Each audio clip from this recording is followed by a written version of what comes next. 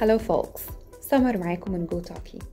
في فيديو النهاردة خليني أكلمكم شوية عن ال common mistakes أو الأخطاء الشائعة المنتشرة في اللغة الإنجليزية واللي كتير مننا قوي بيقع فيها especially نطق بعض الكلمات زي مثلا فكرة بالإنجليش.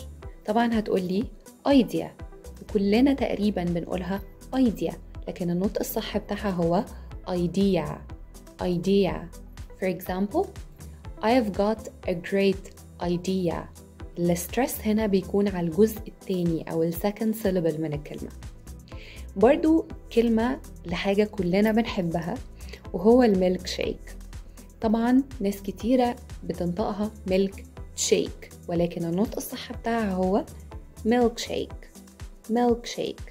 I would like to buy one milkshake please.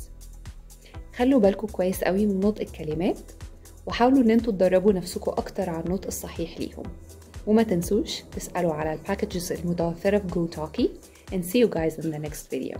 Bye.